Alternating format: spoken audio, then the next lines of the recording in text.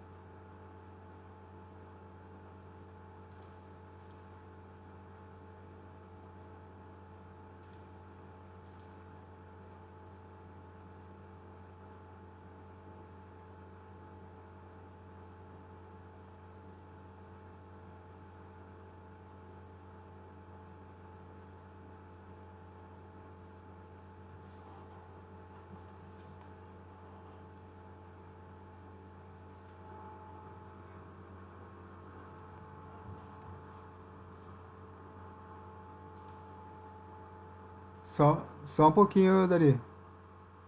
Só um pouquinho, Dari. Deixa eu ver aqui se não tá dando um probleminha com áudio, porque ninguém deu retorno aí. Eu não sei se não tá com problema de áudio. Deixa eu dar uma corrigida aqui. Fala alguma coisa, Dari, por favor.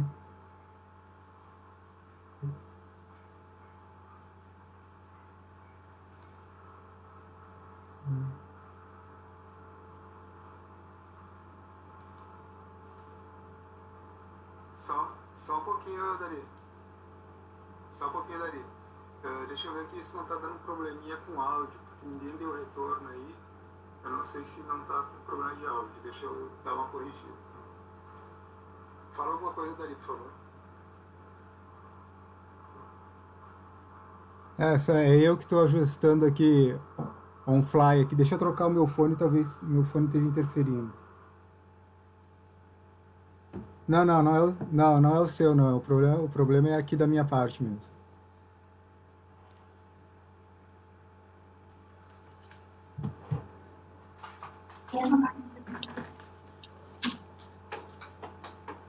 Daria outra coisa também, eu vou falando, mas se você quiser interromper e fazer alguma pergunta também.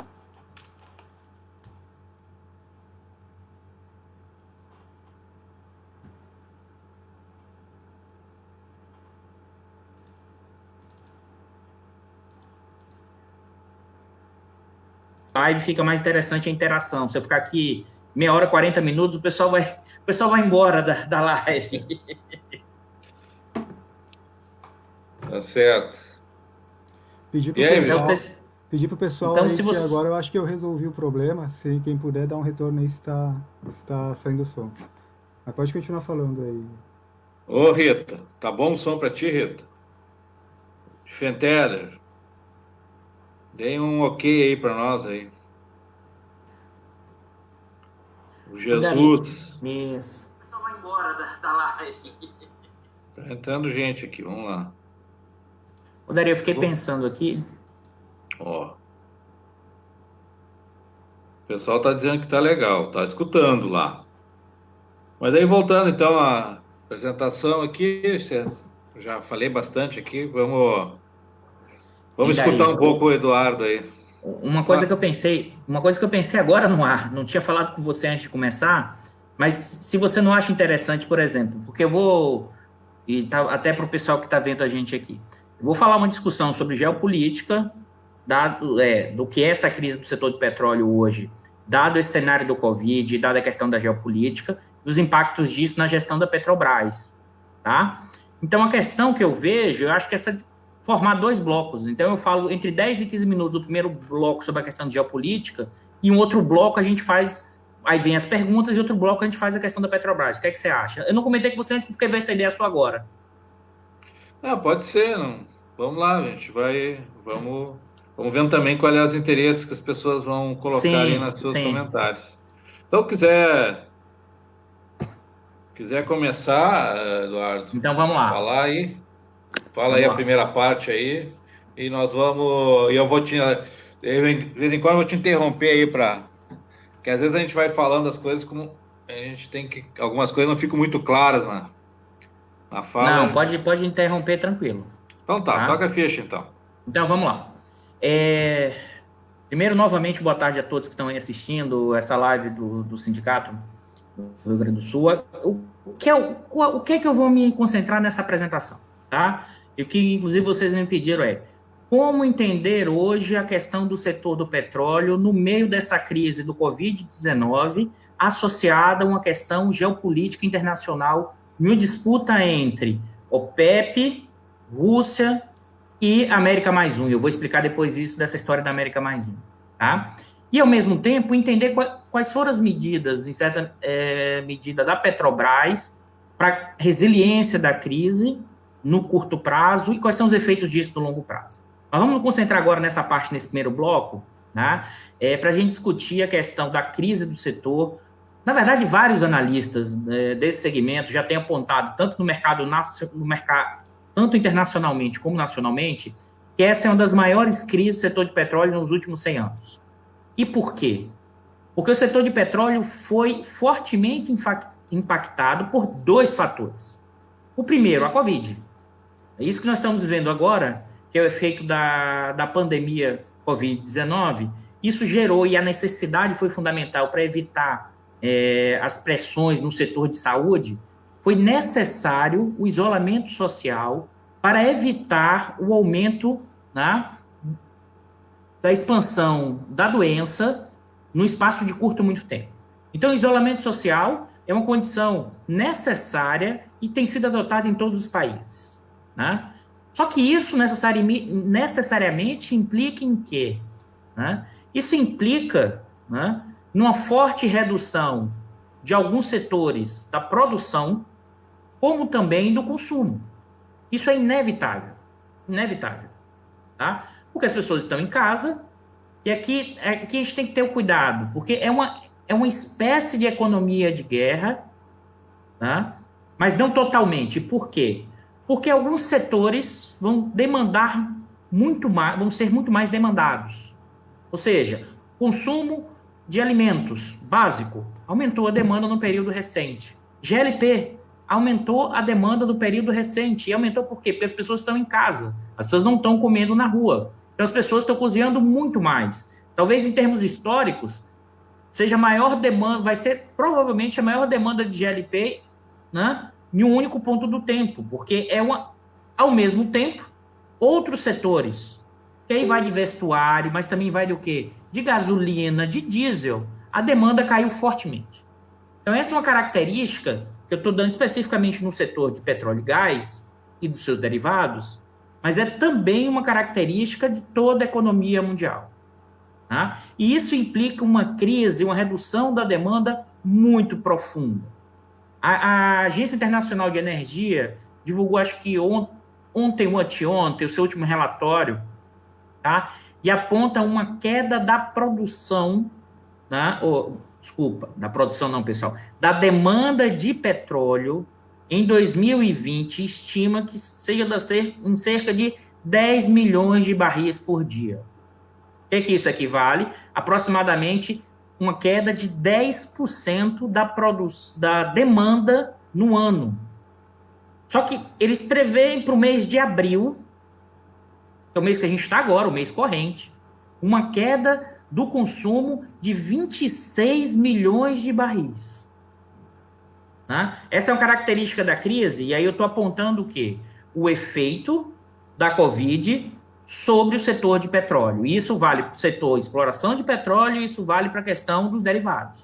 Então, o consumo mundial de petróleo, o consumo mundial de derivados vai cair fortemente esse ano, dado que é o isolamento social e a necessidade de, vamos dizer assim, manter a epidemia sob o mínimo de controle. Eu vou fazer um parêntese aqui, saindo um pouco do nosso campo, mas e antes que nos perguntem se vale a pena ou não realizar essa abertura, não existe esse trade-off entre economia e saúde. Isso é uma completa invenção, e quem pensa dessa forma associa apenas o caixa, o lucro, a redução de custo acima de tudo e acima de todos. Sim, Daria. Traduz aí trade-off aí, cara, que agora tu empinou todo mundo aí, tio. Pegou todo mundo, vamos lá. Isso é, quando for assim, pode parar, Dari, porque isso é linguagem de economista, que acha que a linguagem é usual. Que é o trade-off, que existe uma troca entre economia e saúde. Se você quiser mais economia, ou seja, emprego e renda, você tem que necessariamente aumentar o número de mortes ou aumentar a quantidade de pessoas não atendidas pela saúde, ou seja, deixando morrer na porta dos hospitais sem respirador. Isso vários estudos, inclusive, já têm mostrado recentemente, inclusive de economistas liberais, que não existe esse trade-off, porque a quantidade de pessoas que podem morrer, a quantidade do abalo que isso gera no sistema econômico, a ideia de manter, né, aberto tende, inclusive, a gerar perdas econômicas maior no médio e no longo prazo. Então, é um alerta a isso, porque eu acho que boa parte das medidas sanitárias, mas da equipe econômica do governo, depois eu vou voltar nesse ponto mais para frente, inclusive da própria gestão da Petrobras, mesmo nesse momento, estão mais preocupados com curtíssimo prazo, o caixa, né, como se fosse um trade-off, ou seja, entre economia e saúde, lucro e saúde, caixa e saúde. Então, acho que esse é um elemento fundamental e primeiro ponto que a gente tem que compreender que isso é uma falácia, um equívoco, e isso chega a ser desumano. Mas depois eu volto nesse ponto. Então, você tem um cenário em que, tá, o Covid-19 afetou fortemente a demanda mundial de petróleo. Tá? Isso a gente está falando de estimativas de redução de 10 milhões de barris por dia esse ano, da Agência Internacional de Petróleo. A questão toda é que isso já seria um efeito gigantesco no setor se a gente não tivesse ainda um outro elemento que é importante e que nós do INEP temos discutido isso fortemente nos textos do Rodrigo, do Fiore, e do William, né? e que a gente tem debatido sobre isso, que é uma mudança expressiva na geopolítica do petróleo nos últimos anos. E por quê e qual é essa mudança? É um novo papel, né, que é o petróleo das Américas tem representado na geopolítica internacional. Se a gente pensa em geopolítica internacional, se a gente já pensa a trajetória do petróleo desde os anos 40, 50, a gente pensa o quê? Oriente Médio, Arábia Saudita, e depois dos anos 60 e 70, com a criação da OPEP, os países produtores a partir da OPEP. E por que isso? Porque se você olha a participação da produção mundial de petróleo hoje, o petróleo das Américas mais um, que aí o Rodrigo cunhou isso, tem debatido e apontado esse termo, que é o quê? As Américas mais a Noruega, não está vinculado à OPEP, já representa próximo de... Isso representou no ano passado, no ano de 19, 18, aproximadamente quase 30% da produção mundial. Tá? Ou seja, essa passou a ser uma frente importante da oferta mundial de petróleo, em certa medida reduzindo o peso, tá, da OPEP, peso relativo, tá? Claro que a OPEP ainda tem um poder enorme, mas reduzindo o peso relativo da OPEP e da Arábia Saudita. Sempre foi um instrumento importante dos Estados Unidos na oferta de petróleo, quando os Estados Unidos não era grande produtor. Tá? Então, isso provoca uma mudança importante na geopolítica, mas aqui, antes da gente avançar no quais são os efeitos da geopolítica, tá? É importante entender que esse petróleo das Américas tem uma característica específica. Tá? É o petróleo do shale gas, é o petróleo betuminoso, são tipo de exploração e produção, tá? Com custos mais altos. Tá? Ou seja, o petróleo produzido nos Estados Unidos, do fracking, do shale gas, ou o petróleo betuminoso do Canadá, e mesmo alguns tipos de exploração, no caso das Américas, dessa oferta de quase 30%, tem um break-even alto. Tá? Ou seja, todos os custos de produção, e aí já levando em conta o conceito de break-even, já levando em conta tributos, salários, pagamento de juros, ou seja, acima do break-even é lucro líquido. Tá? Vários estudos, várias agências mostram, inclusive a própria Petrobras em várias apresentações, mostra que o break-even desse tipo de petróleo tá acima de $30 o barril. Com exceção, em boa parte, do petróleo brasileiro do pré-sal. Tá? Do pré-sal e de alguns campos da bacia e alguns campos da bacia de... e alguns poços e campos da bacia de Campos. Não todos. Tá? O que isso implica e qual a importância disso? Uma crise desse tipo. E aí, vamos lá. E antes da gente entrar no outro lado da crise, e aí dando esse cenário da geopolítica do petróleo, e por que essa geopolítica do petróleo se acirrou, e qual é o efeito disso associado à crise do Covid? Tá? Então, a gente já tem o seguinte, a demanda caiu, vai cair provavelmente 10 milhões de barris, e já estava caindo desde o mês passado, início do mês retrasado, por quê? Porque o Covid, tá, chegou primeiro na China e afetou fortemente a produção chinesa em janeiro e fevereiro, ao ponto que o consumo que a queda do varejo chinês nos 2 primeiros meses do ano foi de quase 20%. Tá? A despeito disso, a importação de petróleo continuou relativamente alta. Por quê? Por causa da questão contratual. Os contratos de 2 meses. Então, não tinha como, né, no caso chinês, comprar ou quebrar esses contratos. Então, eles compraram esse petróleo e grande parte estocaram. E nesses meses daqui para frente vão reduzir fortemente a importação. Porque eles têm estoque, tá? E no lado da geopolítica, a China, a Índia, mas principalmente a China, passou a ser o outro polo. Qual é o outro polo? O principal polo consumidor de petróleo do mundo. Tá? Então, para a gente entender essa geopolítica do petróleo, a gente tem que entender a China, principal consumidor, querendo preço baixo. De um lado, a Arábia Saudita, principal produtor da OPEP, tá? Numa disputa com a Rússia, e eu vou voltar nesse ponto que é central, né?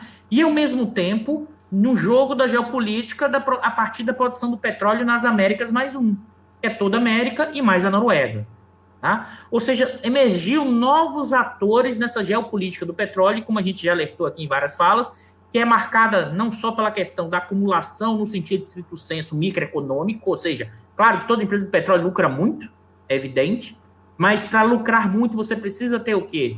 A reserva, tá? E é um ativo estratégico. Petróleo é e continua sendo um ativo estratégico.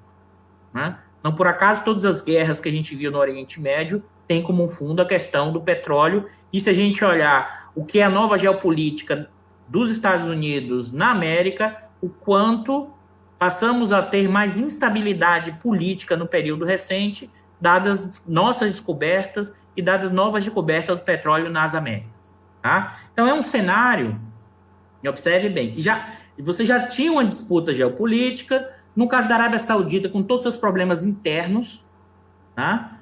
Porque, na verdade, tem uma disputa na transição para assumir o reinado, tá? Tem uma dependência fiscal enorme da Arábia Saudita, né? Pela questão do petróleo, ou seja, eles vivem do petróleo, mas é evidente que eles conseguem colocar um custo muito mais baixo. A gente está falando custo de produção acima de $30 o barril para boa parte da produção das Américas. Na Arábia Saudita, a gente está falando de custo de produção abaixo de $20 o barril. Muito mais. Ele tem um potencial para manter esse processo. Agora, qual foi o grande problema e por que o preço do petróleo chegou a cair 40% no mês passado? Né? Porque você tem, de um lado, a crise da demanda provocada pelo Covid-19. Uma crise da demanda que ficou latente, porque a China continuou importando, mas é evidente que ela não estava refinando. As refinarias, o refino caiu fortemente na China. E, por outro lado, na disputa geopolítica entre Rússia, tá, e OPEP, eles não fecharam um acordo sobre a redução da produção. No meio da crise, a Arábia Saudita avisou que não iria reduzir a produção de petróleo, e nem a Rússia. Então, você continua o seguinte, uma forte queda de demanda, mantendo o nível de produção e até alguns momentos, no caso da Arábia Saudita, aumentando a produção. Né? O preço do petróleo entrou em completo colapso. Chegou abaixo de $20 o barril. Tá? E observe que isso gerou uma questão geopolítica impressionante, porque, em certa medida, mesmo eles tensionando agora a Rússia e a Arábia Saudita, em certa medida, eles estão do mesmo lado da questão da geopolítica do petróleo, junto com a OPEP. Diferente do que é a geopolítica da América e do que é da questão chinesa. E vou explicar isso por quê. Porque, por exemplo, não por acaso Trump intermediou conversas, né, entre a Arábia Saudita e a Rússia. Por quê? Porque parte expressiva da produção norte-americana, né, que está associada ao petróleo do shale gas, né, o petróleo de fracking, né, necessariamente tem custos de produção acima de $30. Uma parte expressiva dessa produção de empresas de médio porte e grande porte. Não são empresas petroleiras enormes. Empresas que já vinham endividadas. Com essa redução do preço, algumas empresas com fortes problemas financeiros. Então, os Estados Unidos, nesse caso, estava fazendo qual movimento? Tentando proteger suas empresas nacionais e, mais do que isso, manter o papel que ele hoje tem, novo, na geopolítica do petróleo, como um importante ofertador de petróleo. Tá? Então, essa é uma questão... Essa é uma coisa interessante que mudou aí nos últimos anos, né? É essa volta dos Estados Unidos a ser um grande produtor, né? Que era uma coisa que até 2014, 2015 ele ainda era apenas um grande consumidor, a produção dele era baixa. Mas a Elida perguntou aí explicar um pouco mais, ela não entendeu por que a China reduziu o refino, então tu poder espichar um pouco mais sobre isso? Vamos lá, posso sim, sem problema. Pode ficar à vontade, pessoal, quando quiser interromper a gente para. Por que a China reduziu o refino? Porque o que acontece? A China tinha os contratos de petróleo em 2 meses. Então, a demanda de gasolina e de diesel, de todos os derivados na China, caiu fortemente. Caiu por quê? Porque foi feito isolamento social. Então, não tinha sentido eu ficar refinando, tá, e estocar os derivados. Eles preferiram reduzir o refino. Como tinha uma obrigação contratual de compra de petróleo, eles estocaram petróleo. Então, o refino volta a subir agora, mas eu tenho muito petróleo, no caso, estoque chinês, e o refino volta a subir gradualmente. Então, eles necessariamente reduziram o refino porque era impossível você manter aquele nível de produção e você não teria como estocar ao mesmo tempo petróleo e derivados naquele montante. Ou seja, não é uma questão econômica, é um limite físico. Porque como a demanda na China caiu fortemente... É uma questão logística, né? É uma questão logística, física / logística. Eu não tenho um reservatório, eu não tenho um estoque possível para manter a mesma produção, tá? Com essa queda da demanda enorme que eles tiveram lá. É um pouco o que está acontecendo com o Brasil agora, né? Temos algumas refinarias que estão parando unidades por conta do baixo consumo, né? Isso, eu vou voltar isso até um pouco mais para frente, porque é importante separar o que é a estratégia no âmbito da crise da Covid, na queda da demanda interna, no caso brasileiro, e como é a estratégia depois da retomada gradual da demanda. Eu acho que tem que separar essas duas coisas, porque é uma crise que tem uma característica diferente por causa disso. Tá?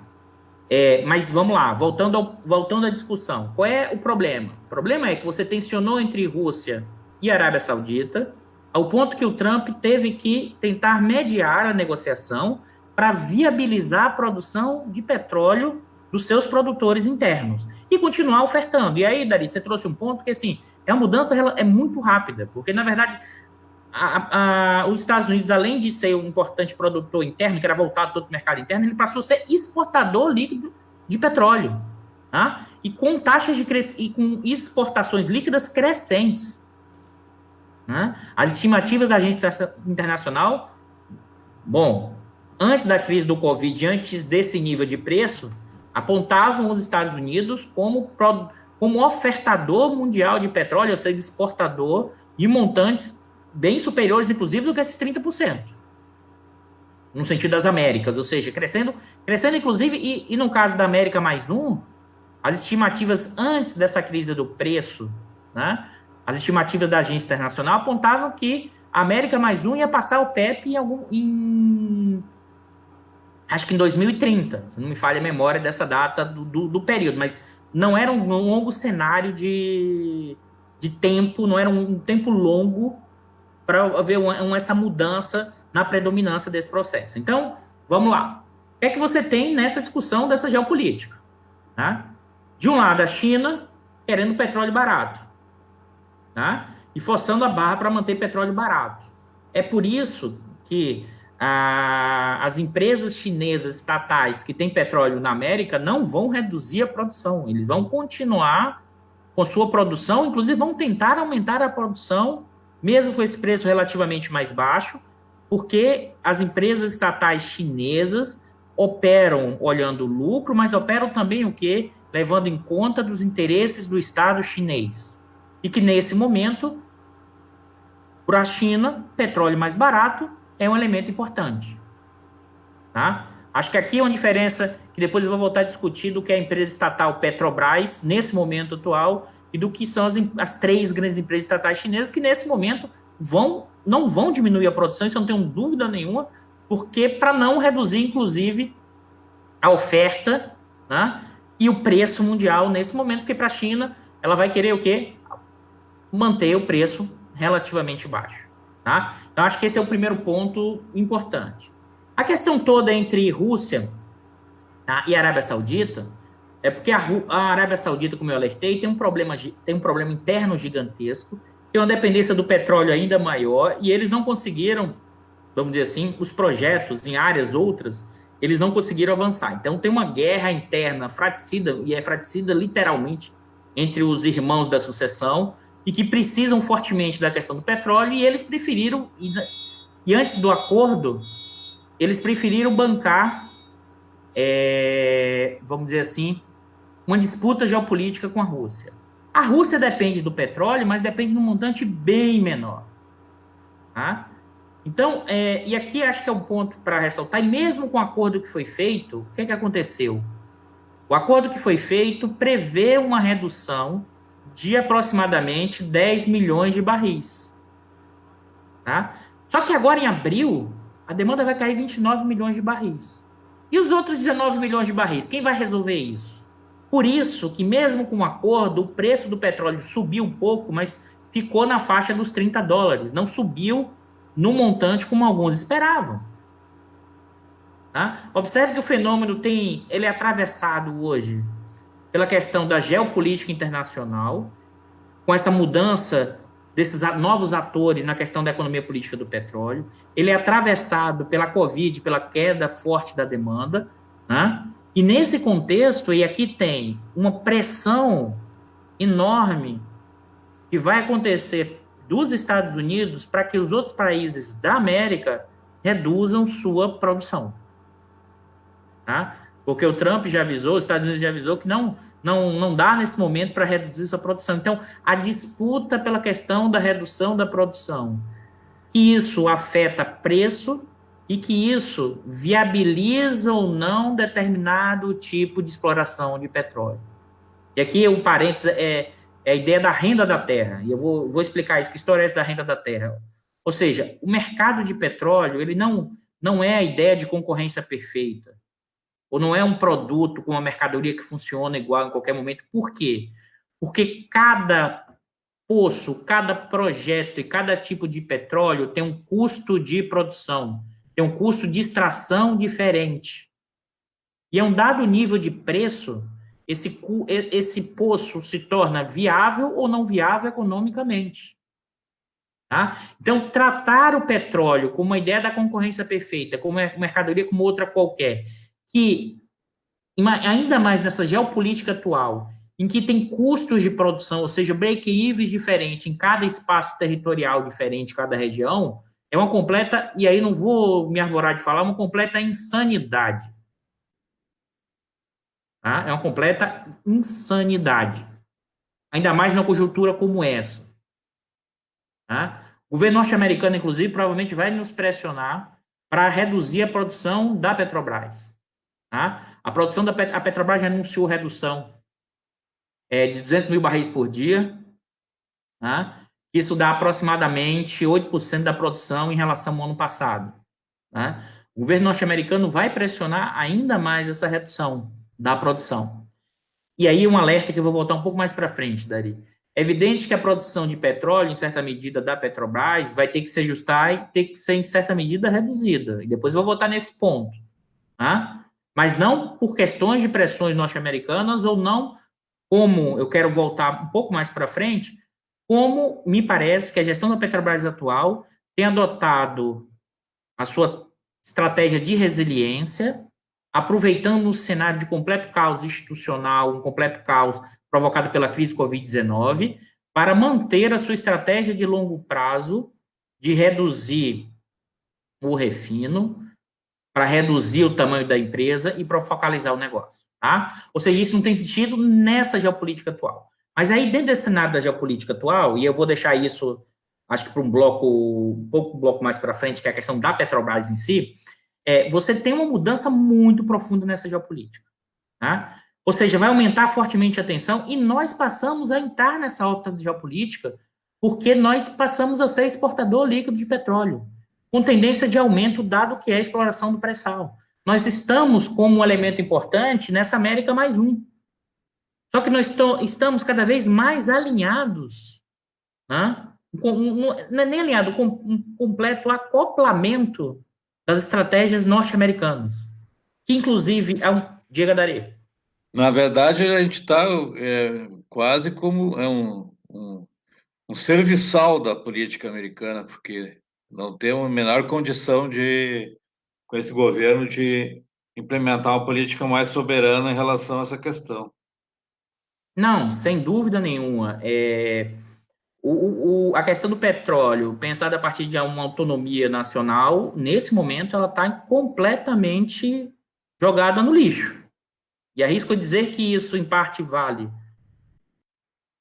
para o governo atual, isso vale para não todo, mas para uma parte da elite do Estado, para uma parte da elite acadêmica, e aí eu estou me colocando dentro, para uma parte da elite, essa parte da elite econômica, então, parece que desembarcou de qualquer projeto de país, e arrisco a dizer, eu sei que vai causar polêmica e provocações, em parte da burocracia estatal da Petrobras, não todos, mas uma parte que se preocupa muito mais apenas com caixa, tá? Do que o quanto a Petrobras representa para o desenvolvimento nacional e também mais preocupado com caixa do que com os cortes nos custos, inclusive nos salários dos trabalhadores da Petrobras.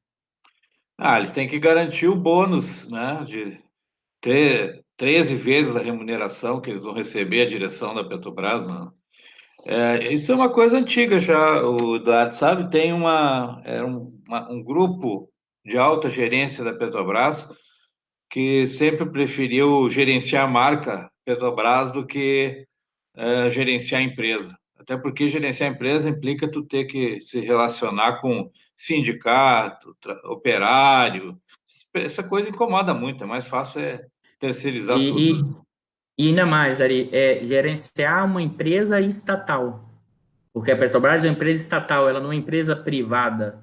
Acho que aqui é uma dificuldade de compreensão, e aí eu volto no caso chinês, as empresas estatais chinesas têm lucro, mas ao mesmo tempo também defendem os interesses do Estado chinês.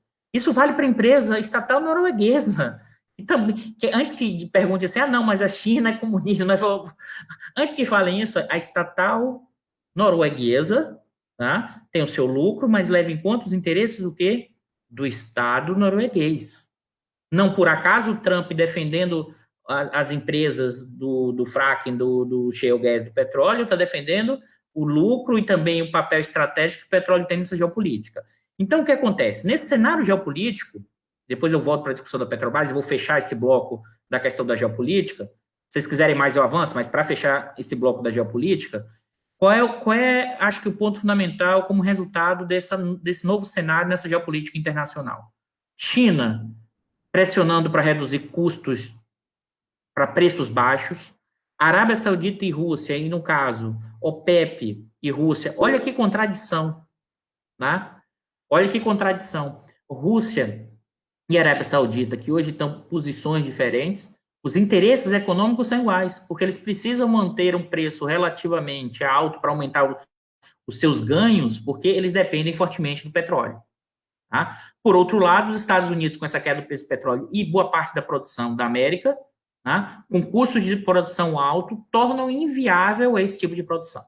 Bom, e a gente nisso? A nossa geopolítica. Como nós desmanchamos completamente desde 2016 a nossa estratégia soberana no campo do petróleo, com mudanças regulatórias, tá? Que seja na exploração e produção de petróleo, com a mudança na direção da estratégia da Petrobras, que enxerga o petróleo como qualquer outra commodity, inclusive alguns gestores desse alto escalão, chegando a dizer que, e aí é o gancho para voltar para o próximo bloco, chegando a dizer que uma empresa integrada, né, que leva em conta o refino, é pouco relevante para lucros da empresa do setor de petróleo, questionando toda a literatura da economia do petróleo dos últimos 100 anos, a partir de um artigo acadêmico único só, né? Questionando tudo isso e usando isso para legitimar dentro da empresa, tá? Um argumento que é altamente falacioso e mais, que questiona toda a literatura da economia do petróleo nos últimos 100 anos. Posso dizer o seguinte, é quase um artigo que ele apresentou terraplanista. Eu não vou ter nenhuma coisa contemporânea nesse momento histórico do que a gente está vivendo, porque não tem condições. É um artigo terraplanista nesse momento. Agora, e esse é o gancho para a gente começar o segundo bloco. Mas fala, Dari. Não, mas então, antes de começar o segundo bloco, a gente vamos ressaltar algumas coisas que tu falaste aí, principalmente para quem entrou mais adiante. Primeiro, a questão do Covid, que afetou o consumo, né? O consumo caiu drasticamente, principalmente começou pela China, que era o grande consumidor. A entrada, os Estados Unidos como grande produtor de novo, essa disputa que tem, então, do preço envolve esses dois grandes atores, o grande consumidor, o grande produtor, e aí depois os produtores tem mais a Rússia e a Arábia Saudita, uma disputa de como vai ficar o preço, isso acabou levando o preço de um lado a queda do consumo, do outro lado a disputa de quem tem mais mercado, na verdade. É Sim, isso aí. exatamente. Quem vai ter o maior market share da produção mundial.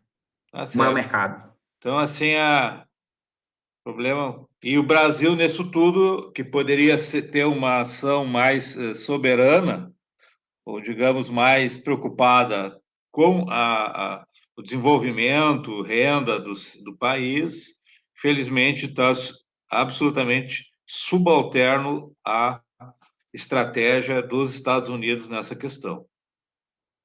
Então, bom, aí dá para a gente pular daí para a segunda parte, que é a parte da Petrobras. Pelo que eu entendi, tu vai falar agora mais Petrobras e Brasil. Isso. A minha ideia é pensar o Brasil e pensar a Petrobras no âmbito desse cenário. Acho que isso é importante para a gente entender o que está sendo feito, que tipo de medidas, ou seja, como esse cenário, e aí o gancho que você fez é fundamental, Dari, como a gente segue uma estratégia a reboque em termos geopolíticos norte-americanos, e eu quero reforçar, como a Petrobras hoje segue essa estratégia mais geral e de termos mais específicos, olhe estritamente o caixa como se fosse uma empresa ainda mais estranho, é uma empresa privada, ou seja, não estatal, tá? Mas é mais complicado ainda, é como se fosse uma empresa privada que nem do setor de petróleo fosse. Isso que para mim é mais assustador. Assim, isso para mim é muito assustador. Eu vou explicar por quê. Mas fala, Tá Dari. bom, vamos. Acho que já aproveito e faço uma outra provocação também, que Pode é fazer, Dari. a questão seguinte, assim, que o discurso do Castelo Branco, aí, o presidente da empresa, é que é o único caminho. Então, será que é o único caminho? Deixar para te responder essa questão aí, tá bom? Essa é uma provocação importante. Vamos lá. Quando o Castelo Branco, inclusive, em entrevista recente, fala para dentro que esse é o único caminho. Não. Né? Nunca existe um único caminho. Esse é o primeiro ponto. Sempre existem possibilidades, estratégias possíveis que vão ter efeitos diferentes para atores internos diferentes ou para atores externos diferentes. O que é que eu estou querendo dizer com isso, Dari? O que é que eu estou querendo dizer com isso para vocês, espectadores? É o seguinte, dado uma estratégia da Petrobras, pode ser mais ou menos afetado um grupo de trabalhadores, pode ser mais ou menos afetado o nível de investimento, pode ser mais afetado ou não o nível de endividamento, pode ser mais ou menos afetado a renda e o trabalho fora da Petrobras dos seus fornecedores, ou seja, não existe essa maluquice que permeou o debate nos últimos 3, 4 anos, que só existe uma trajetória. E aí eu quero chegar nesse ponto. Primeiro, eu vou mostrar que tem algumas medidas da Petrobras que tinham que ser tomadas. Eu vou explicar por quê e outras não. Tá? E isso tem a ver do pouco que eu alertei lá na frente. Porque a crise atual é diferente da crise de 2008. Tá? A crise de 2008 gerou uma forte desaceleração econômica, mas naquele momento a gente aumentou fortemente o investimento.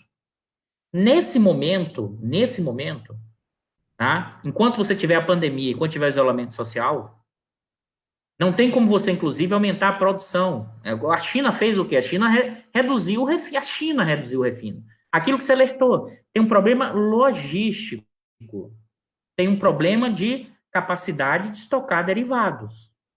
Então, em parte, a hibernação das refinarias, ela teria que ser feita, sem dúvida nenhuma. Esse é o ponto, não tem como. Por quê? Porque aqui, aí eu volto do ponto que eu disse no início. A produção de gasolina, ou a demanda, o consumo, você tem ideia, o consumo de gasolina, você sabe até mais do que eu, porque está em contato dentro das refinarias. Mas, em geral, em entrevista recente, ficou explícito que a venda de gasolina e diesel, nesse momento da quarentena, caiu aproximadamente, respectivamente, 60% e 40%. Tá? Tem uma outra, Eduardo. O QAV, que é o combustível dos aviões, caiu 80, mais de 80%. Caiu 80%. E as vendas de GLP aumentaram. Então, observe que isso é uma característica que acontece fruto da crise do Covid-19. Vão ter segmentos que vão fortemente aumentar a produção e as vendas, e outros segmentos, né, que vão reduzir a produção e as vendas e a produção.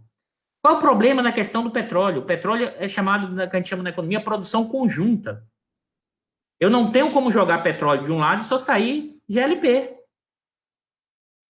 Né? Essa é a questão clássica que a gente chama da produção conjunta. Entra um insumo, outros, mas principalmente petróleo, e vão sair vários produtos diferentes. Mas não tem como só sair, por exemplo, não existe a possibilidade de botar uma refinaria produzindo apenas GLP. Alguém me alertou aqui que a gente tem que traduzir o GLP também, não esquecer, né? Que é gás de cozinha. Ah, tá bom. Tá bom? Claro, Senão a gente. tá bom. Tá Nós certo. estamos. A gente Agora foi acaba na linguagem. entrando. Isso, foi na linguagem do setor petróleo. Agora não foi de economês, não. Então, o A gente GLP. Fala, Dari. lembrar do gás de cozinha, então, pra gente não. Isso. Então, para quem não é, inclusive, do setor, você coloca petróleo de um lado e outros reagentes, né? Sai, a grosso modo, gasolina, diesel, querosene, gás de...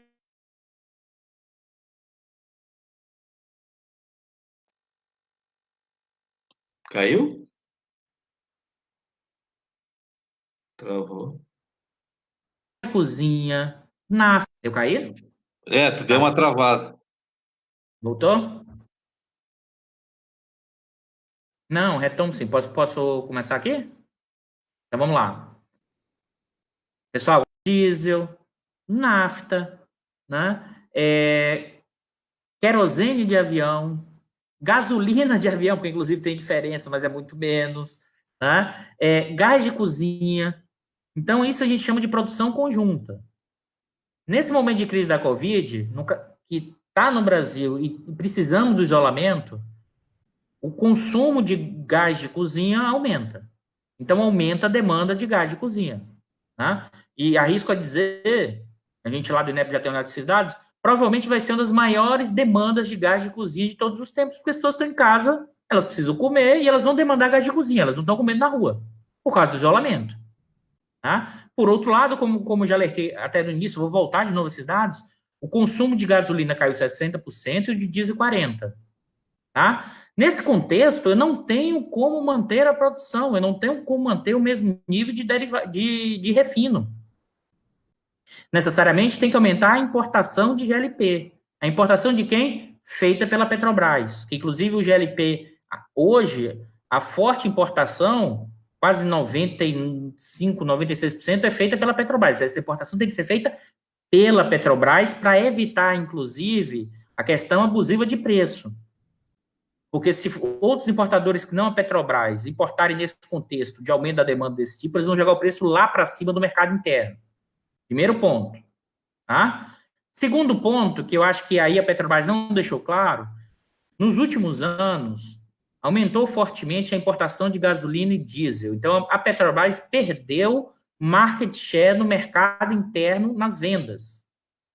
Tá? A Petrobras é a principal produtora nacional de derivados, mas ela perdeu o mercado que era praticamente dela, né, para os importadores. Nesse caso, nesse momento, a Petrobras tem que aumentar o seu mercado, tá, reduzindo as importações privadas. Eduardo, isso é anticoncorrência, anti-mercado? Não, isso é uma lógica de uma economia empresarial capitalista. Isso é, nesse momento de crise, a Petrobras tem sim que aumentar a sua participação no mercado. Para o quê? Para evitar o máximo possível a redução da produção, que se faz necessário. Né? Agora, qual é o ponto aqui? O ponto aqui, nesse momento, é que eu não vejo nenhum sentido, dado as finanças da Petrobras, nesse momento, a redução salarial.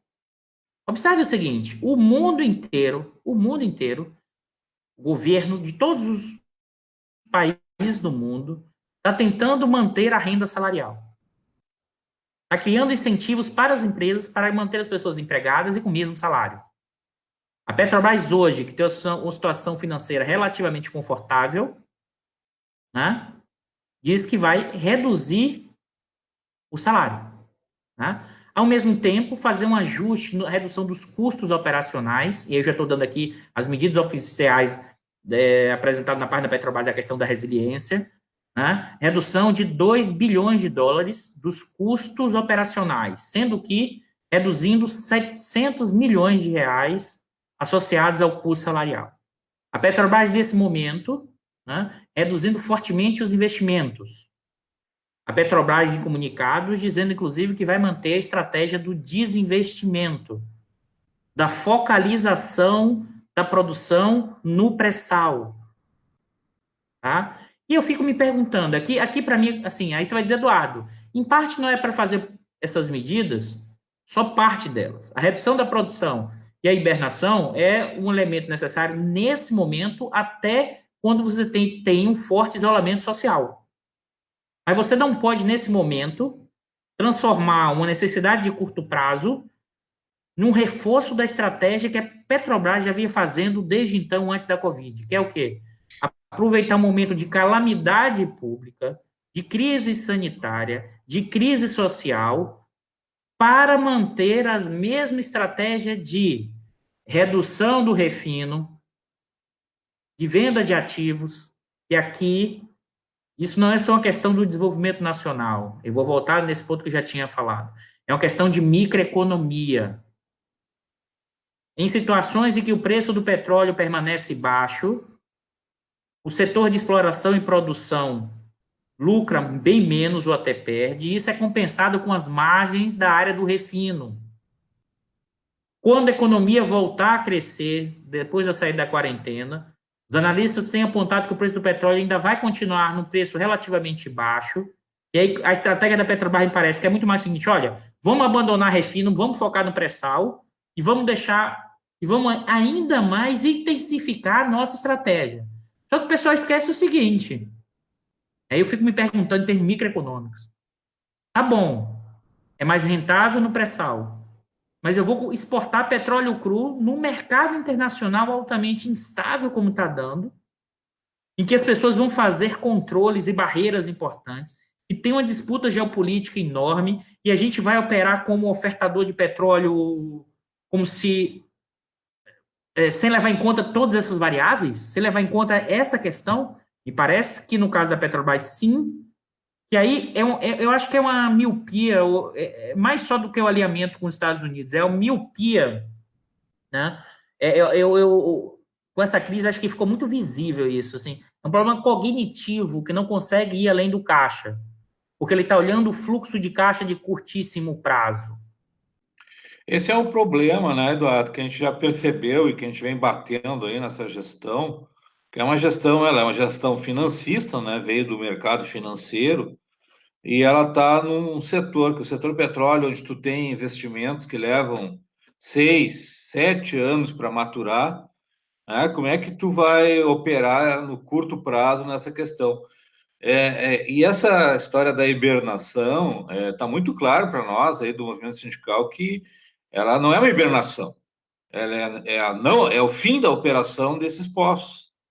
Porque se eu quisesse apenas reduzir a produção, era mais simples eu reduzir onde eu produzo mais, onde eu tenho poços mais, como é que é, com maior produtividade, reduzir a produção desses, que daí eu posso retomar rapidamente caso haja necessidade, do que simplesmente fechar os postos e abandoná-los. Eles estão transferindo compulsoriamente os trabalhadores do Ceará, do Rio Grande do Norte. Então, estão abandonando. É isso, estão abandonando. Não, caso haja uma retomada do preço, por exemplo, não é uma visão de médio prazo. Eu fico pensando que eu faria o seguinte, eu ia, antes de abandonar completamente esses poços, eu iria reduzir dos próximos grandes produtores e ficar aguardando para ver como é que vai se posicionar o preço. Pode ser que o preço, que não tem muita clareza, apesar dos analistas dizerem que o preço vai ficar barato, mas o que é esse barato? É 35? É 40? E, Né? e você tem razão, Dari, não dá para estimar. Qualquer um que queira estimar agora qual é o preço daqui a 1 ano, 2 anos, está no escuro. Não, é esse que é o ponto. A commodity petróleo tem essa especificidade, o mercado de petróleo tem especificidade. Você trouxe uma questão em que eu fiquei refletindo aqui. A minha sensação é que essa gestão está tentando se aproveitar de forma oportunista a crise para levar adiante a sua estratégia. E observe que isso não é nenhuma novidade, por quê? Porque no auge da crise, a equipe econômica do governo estava propondo, vamos continuar as reformas, fala de novo em privatizar a Eletrobras no meio da crise que você precisa gastar, você precisa aumentar o investimento. E a Petrobras é uma empresa pública, é uma empresa estatal. Nesse momento, não existe saída sem um gasto público, sem aumento do investimento público para a saída da crise. Beira a insanidade. Eu me pergunto se é insanidade ou oportunismo. Acho que esse que é o ponto. Eu acho que é oportunismo. Está ficando cada vez mais evidente. E aí a gente perde a paciência porque a gente está falando num cenário de vida. Você tem ideia? Os salários dos trabalhadores da Petrobras, do operacional, não representam 7% dos custos totais.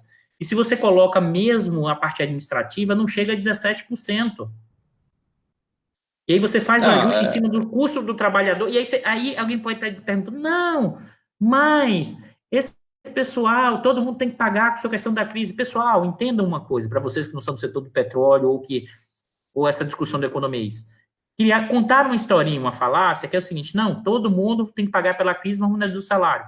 Se todo mundo pagar pela crise e reduzir o salário, como o salário todo mundo vai cair a renda. Se cai a renda, cai o consumo. Se cai o consumo, cai a demanda. Se cai a demanda, a economia não sai do buraco.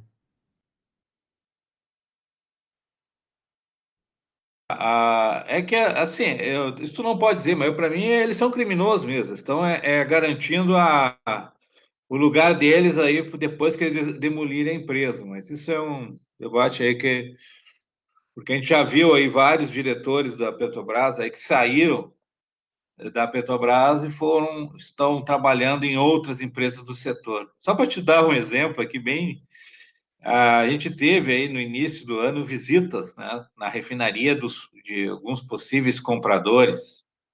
E numa dessas visitas estava lá o diretor, ex-diretor, né, de refino, da área de refino da downstream da Petrobras, o Celestino, era o representante da empresa que veio visitar. Olha que legal isso. E aí, imagina o seguinte, imagina um ponto que aí eu vou ressaltar com dados e observações. Imagina nesse momento, se a Petrobras tivesse vendido as suas refinarias, o tamanho da perda de caixa que ela teria. Por quê? Se ela tivesse apenas com produção de petróleo, essas refinarias privatizadas iam comprar petróleo a preço de banana, tá? E a Petrobras não conseguiria refinar e vender, ia comprar a preço de banana.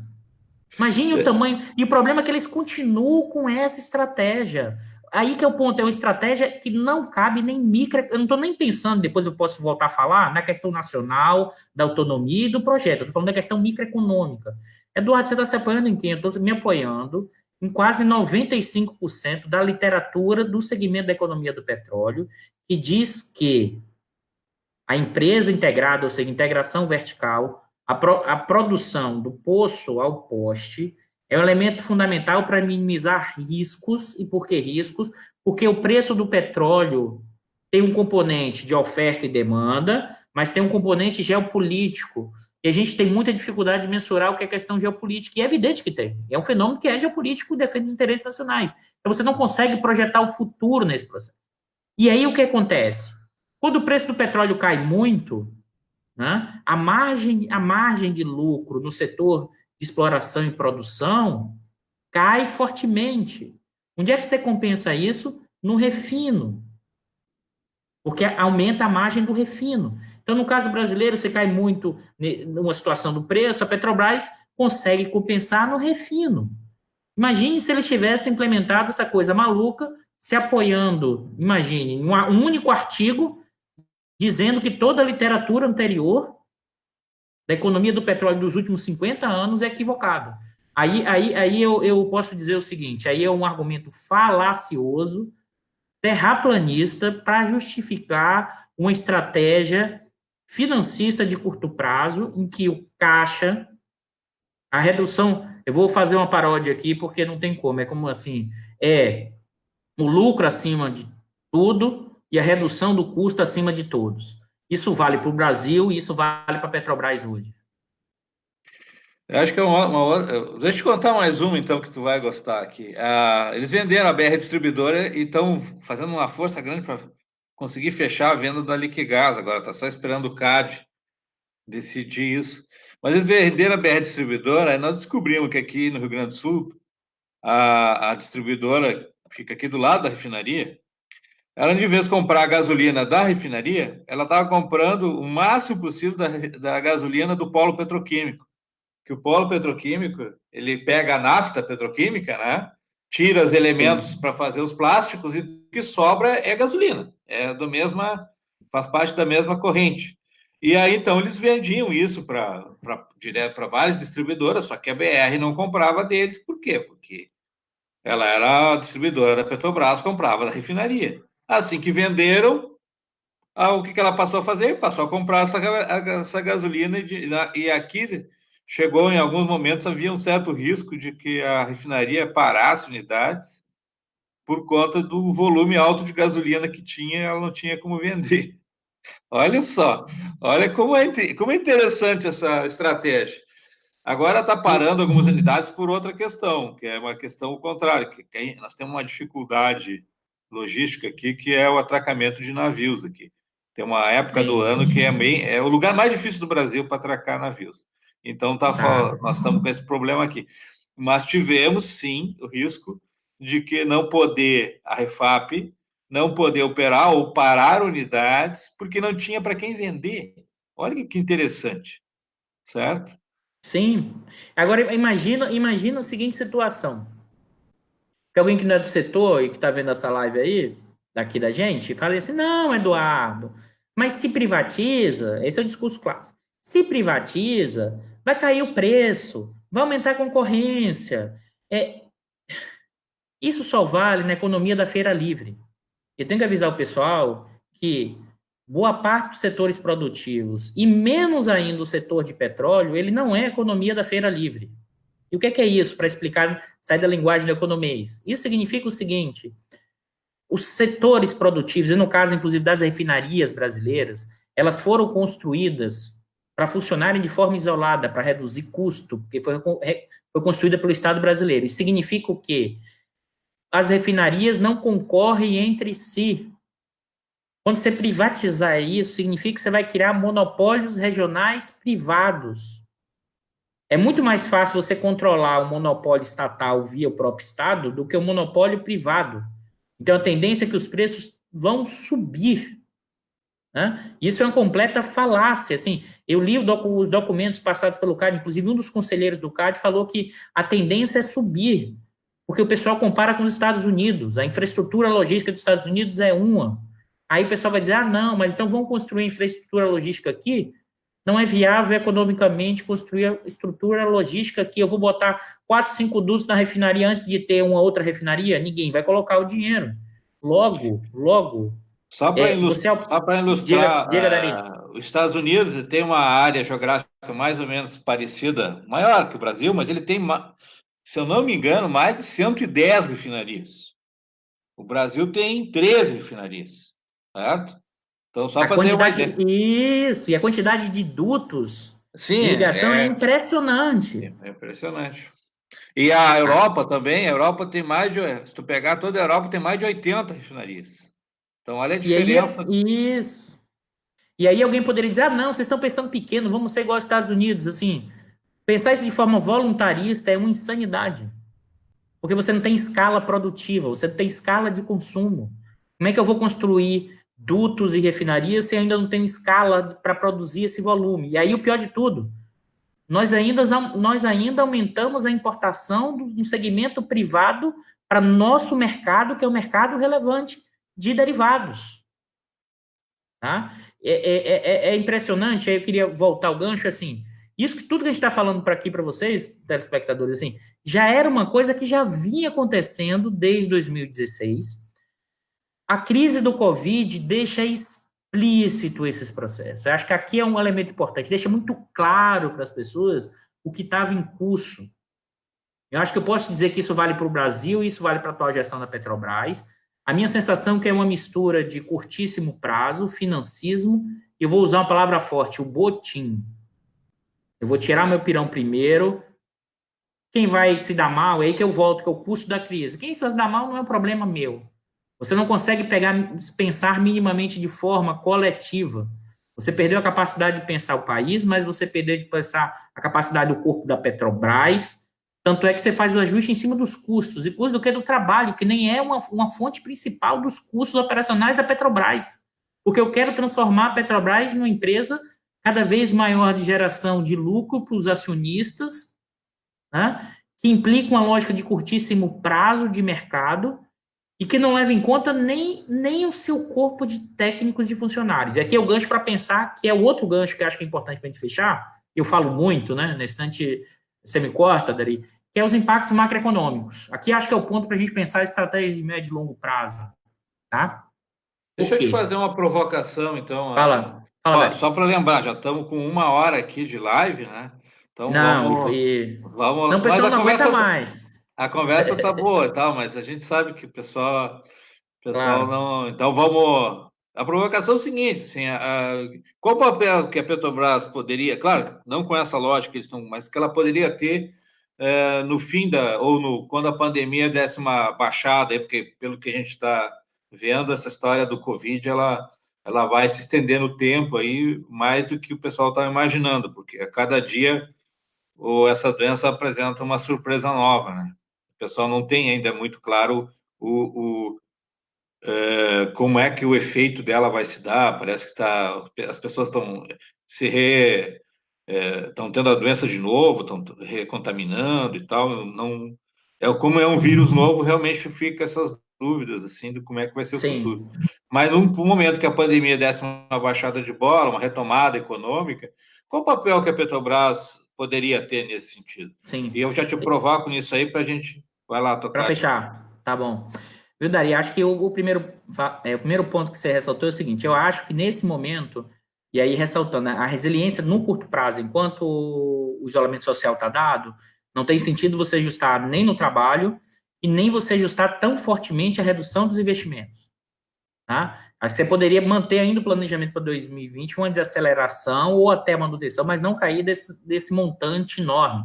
Por quê? Porque o pessoal está olhando o que na questão do investimento? Está olhando o preço hoje e olhando a expectativa de preço amanhã a partir do presente. Esse preço do petróleo pode mudar fortemente e essas decisões de investimento hoje só vão estar realizadas daqui a 5, 6, 7, 8 anos. Então não tem sentido paralisar agora, a não ser por uma questão sanitária.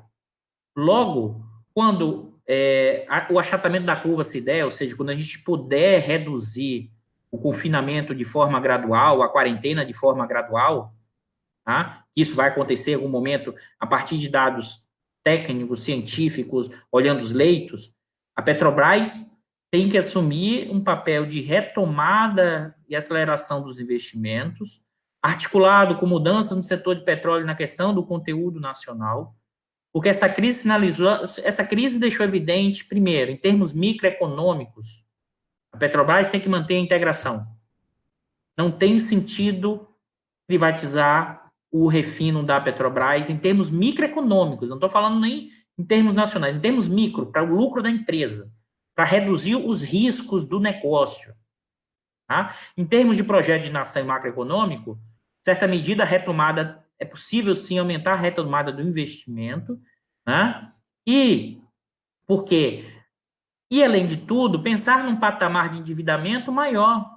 Pensa comigo o seguinte: se todos os países do mundo vão ter o maior nível de endividamento, se todas as empresas do mundo vão ter o maior nível de endividamento dado o efeito da crise, a gente vai continuar com essa sanha maluca de reduzir o endividamento enquanto o mundo está aumentando o endividamento, quer seja público ou privado? Né? Então, é nesse momento em que você precisa, primeiro, relaxar a meta estabelecida da relação dívida-EBITDA. Isso não deve ser o parâmetro da gestão. Tá? Nós temos que ampliar o pré-sal, manter a integração, porque isso não só vai garantir lucros futuros para a Petrobras, tá? Minimizando os riscos, que é a exploração do pré-sal, a questão do mercado interno brasileiro do refino. Isso pode potencializar uma estratégia de desenvolvimento nacional, porque o petróleo pode gerar encadeamentos para a indústria nacional, tá? Produzindo elementos específicos para que a gente possa, e isso gera aumento do investimento público, ou seja, da empresa estatal, e seus rebatimentos na geração de emprego e de renda. Ou seja, tanto o Estado como as empresas estatais, elas são uma fonte, um instrumento para o desenvolvimento do país, para a geração de emprego e renda e para um projeto autônomo. O Covid-19 nos sinaliza o quanto isso vai acontecer. Não por acaso, se você observar, você já começa a ter sinais de que nos Estados Unidos vai mudar. Essa história dos norte-americanos terem o lado comprado da China, que tendo que se humilhar, mandando aviões, vamos dizer assim, nos aeroportos para comprar equipamentos, tá, de respiradores, eles vão mudar a estratégia industrial deles. E a Petrobras e o pré-sal é um elemento fundamental para construir uma estratégia. Como a Petrobras já foi um elemento dinamizador de geração tecnológica dos últimos 50, 60 anos, produziu toda a capacidade de exploração em águas profundas e seu rebatimento no desenvolvimento tecnológico, na geração, inclusive, da indústria de bens e equipamentos sob encomenda nos anos 70 e 80. Teve um ensaio durante os anos 2000 que gerou uma certa indústria nos segmentos e que, eu não tenho dúvida nenhuma, isso é evidente. Tanto a queda do preço do petróleo em 2014 e 2015 como a Lava Jato destruiu parte enorme do setor, né? Espero que a crise do Covid nos dê ensinamentos, deixe claro, porque não é apenas uma questão, a gestão de curtíssimo prazo de caixa, ela está em crise. Mas eu acho que é evidente que quem ganha com isso vai continuar nessa lógica. Eu acho que esse é o momento de explicitar o que está atrás da estratégia da Petrobras nos últimos anos e o quanto ela não gera benefícios, quer seja para os trabalhadores e nem para o projeto de país e nem gera emprego e renda para a sociedade brasileira. Legal, Eduardo. Acho que o problema maior é esse. Nós estamos entrando aí numa campanha agora de sindicatos aí do Fora Castelo Branco. Vamos tentar tirar esse senhor aí que para mim é um criminoso. Eu já chamei ele de mentiroso muitas vezes, em muitas atividades, porque ele mentia que o preço ia baixar e depois desistiu. Agora que a gente já mostrou que era mentira, ele mente muito, né, para justificar a política dele. E tem uma pergunta aqui, o pessoal perguntou da Venezuela aqui, o Lopes perguntou do grande diretor do clube Aimoré de São Leopoldo, né? Que é um importante clube de futebol aqui da Grande Porto Alegre. Aí ele está perguntando aí para nós sobre a questão da Venezuela, que a gente, no fim, acabamos não comentando nada sobre isso. Sim, a gente acabou não comentando porque a Venezuela está no cinturão, por exemplo, da América mais um, né? Só que a Venezuela é OPEP, tá? Tanto Venezuela como o México são OPEP, ok? E observe que, eu esqueci até de comentar isso, o México recentemente não entrou no acordo da OPEP e vai aumentar a produção. A Venezuela não está nesse jogo. A questão toda é que no meio desse conflito, no meio do Covid, você já tem, os analistas militares, inclusive, já têm observado vários movimentos norte-americanos em termos de frota, né, de sinalizando o aumento da pressão em cima da Venezuela, né, uma pressão enorme. E por que uma pressão enorme? Para aumentar ainda mais a instabilidade interna, porque a pandemia chega em qualquer lugar, e reduzindo e restringindo o acesso a medicamentos e coisas do tipo que a Venezuela já tinha problema. Então, isso é uma forma de você conter ainda a Venezuela, porque, queiramos ou não, você tem a Venezuela com reservas enormes, tá? E você não tem custos de exploração tão grande na Venezuela. Você tem outros problemas, mas o custo ficou grande dado que é o bloqueio atual. Esse que é o ponto. Ou seja, se essa configuração não tem, você consegue, porque são os insumos necessários, fica mais caro. Então, você tem os Estados Unidos fazendo uma pressão geopolítica, né, armamentícia na Venezuela para tentar derrubar o regime. Por outro lado, aqui a gente não tem mais esse problema para eles. O problema é o nosso agora, que a gente ficou completamente alinhado. A gente faz o que eles pedem, sem nem precisa pedir. Nem precisa dar nada em troca. Quando o atual ministro de Minas e Energia diz que não podemos entrar em cartel porque o preço do petróleo tem que se dar pelo mercado, mostra o quanto o atual ministro de Minas e Energia, não tem como não dizer, tem um vasto conhecimento no segmento de petróleo e gás. Só possível para dizer isso, porque é impressionante, é impressionante. É tanta estupidez nessa fala que a gente não consegue acreditar que isso seja fruto de um raciocínio. Isso, no mínimo, é fruto de outra coisa. Não dá para a gente afirmar, mas a gente tem que pontuar. Eu acho que nesse caso se mistura, no caso desse caso da Minas Energia, dele, acho que é um alinhamento completo com a visão norte-americana, porque aí, no caso, é um alinhamento do que os militares esperam de receber de armas do governo norte-americano. Aí na nossa geopolítica, aí eu acho que eu vou sair agora um pouquinho só do setor do petróleo, mas mantendo o setor do petróleo, que é o seguinte: a minha percepção do Brasil hoje o butim é generalizado.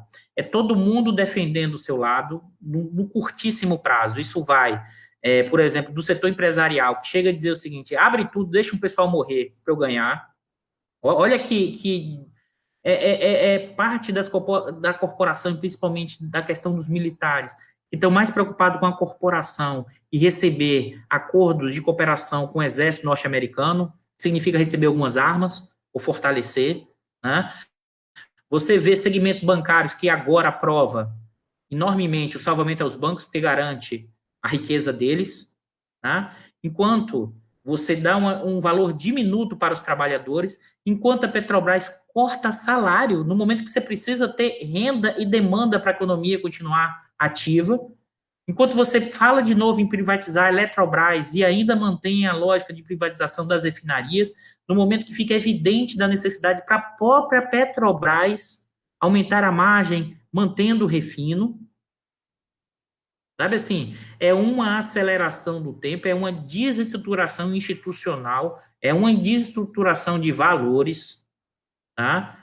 É um desrespeito à vida. Eu acho que, desculpa se eu fui até um pouco, nesse caso, meio, vamos dizer assim, mais forte ou mais emocional, porque os tempos atuais nos levam a ter essa característica, e a gente também não pode se furtar de falar nesse momento e deixar muito explícito as coisas que estão acontecendo, porque chega a uma lógica de meu butim primeiro, e uma metáfora que um professor amigo comenta, que é o seguinte: o Brasil é um caminhão tombado na beira da estrada, e que os nossos setores dominantes, financeiros, econômicos, os gestores de alta renda, estão saqueando o caminhão, impedindo que alguém chegue próximo do caminhão e não tentam levantar o caminhão. Gostei dessa figura, quer dizer, gostei, né? Achei que ela explica bem a atual situação do nosso país. A gente. Eduardo, estamos encerrando aqui, já estamos. Tem mais uns 5 minutos. Não sei se tem mais alguma pergunta aí do pessoal, Alex. Tu percebeu alguma outra pergunta aí? Vou dar mais uns 5 minutos aí para ver se mais alguém quer fazer alguma questão. Não sei se o Alex quer comentar algo. Não, os comentários que eu teria para fazer aqui, eu estou indignado, né, de parar e pensar em tudo que isso que a gente passa e tem que ouvir, e tem que engolir às vezes e continuar lutando contra, né, cara? Então não sei nem se dá para dizer. Uma coisa que eu fico me perguntando às vezes, olhando, por exemplo, pegando o exemplo da distribuidora BR aí, comprando gasolina do polo petroquímico em detrimento a comprar da refinaria em Canoas, eu me pergunto se as pessoas que gerem esses planos de desinvestimento da Petrobras, elas são pessoas de má fé ou pessoas incompetentes. Para mim, as duas coisas são ruins. E eu não vejo uma terceira possibilidade, vendo que elas fazem coisas com a desculpa que quiserem dar, não importa a desculpa, mas elas fazem coisas que vão gerar prejuízos para a empresa. Não tem nenhum cenário futuro em que gere algum benefício para a empresa. Eu me pergunto se elas são incompetentes ou têm má fé. O que elas preferem ser rotuladas no futuro? Como pessoas incompetentes ou como pessoas de mau caráter? Mas Viu? Não, viu? Eu entendo essa reflexão e acho que você ainda pode incluir um outro elemento, que é a miopia. Eu acho que tem o erro, tem a má fé e tem a miopia. Qual é a miopia? Os treinamentos desses gestores, eles foram feitos o tempo inteiro olhando um manual de finanças, tá? E olhando o EBITDA, olhando o valor presente, olhando aqueles números, e ele olha apenas a taxa de rentabilidade. Então, para ele é o seguinte: se eu tiver uma taxa de rentabilidade maior, tendo apenas um negócio pequeno, isso vale mais do que tudo. Mesmo que esse negócio pequeno. E aí que é o problema? A miopia. Porque ele enxerga o negócio pequeno como se fosse um setor como qualquer outro, né? E aí eu junto a miopia com essa dificuldade de olhar além da sua especialidade. Porque esses gestores, eles sabem, como ninguém, fazer o fluxo de caixa, o fluxo de retorno, eles sabem essa tecnicalidade. O problema é que, aí, falando o seguinte, acho que a burocracia da Petrobras nesse campo e no Brasil, ela se tornou tão tecnocrata, tão especialista, tão tecnocrata, que ela não consegue enxergar além daquele número. seja uma falha de formação também, uma falha de entendimento da realidade. Acaba se focando. É uma formação tão especializada, tão focada, que não percebe que existe todo um mundo, todo um universo em volta. Eu acho que você pode juntar na sua fala as três coisas, porque tem gente que é assim, tem gente que é oportunismo e tem gente que tem dificuldade. Então, assim, eu acho que não dá para separar as três coisas, não. Mas eu acho Perfeito, que esse é um perfeito. elemento importante também, e que aí eu, enquanto professor e formo pessoas, assumo também a minha responsabilidade de que a universidade, não está conseguindo formar bem pessoas que pensem além das suas caixinhas, além dos seus números, e que enxerguem a economia não como um instrumento, não como um fim em si mesmo, mas como instrumento para a sociedade. Perfeito. Daqui da Mas, minha parte não tem perguntas mais, não apareceu mais perguntas dali. Não sei se tem alguma coisa do teu tá lado aí. bom. Então a gente vamos agradecer aí o tempo aí que o Eduardo nos trouxe aqui. A conversa rolou tão boa que a gente nem viu o tempo passar, né? Quando eu olhei nós já estava chegando no fim do prazo que nós tínhamos se dado aqui, mas E, foi bem e, interessante a conversa, Eduardo. e eu acho Fala. que é importante essa coisa mais informal das lives, porque para a gente fazer a dinâmica. E novamente agradecer aí vocês pelo convite. Eu e como todos do INEP estamos abertos. Chamou, a gente está aqui de novo na live para fazer essa discussão. Beleza, um abraço aí, um bom descanso para ti. Te cuida aí, cuida da tua família aí, que é pra gente E não também, pegar esse pessoal, negócio. Tá se bom? cuidem, se cuidem. Quem puder, fique em casa, lave as mãos. E um abraço a todos e saúde a todos. Tá certo. Valeu. Tchau, companheirada que está assistindo aí. Obrigado por tudo. Pode fechar, Alex. Abraço. Muito obrigado. Só lembrando o pessoal aí que está assistindo que essa live vai continuar salva no Facebook. Então, aqueles que puderem compartilhar para que mais pessoas tenham acesso a essas informações e a essa discussão, por favor, compartilhem. Um abraço, valeu, se cuidem.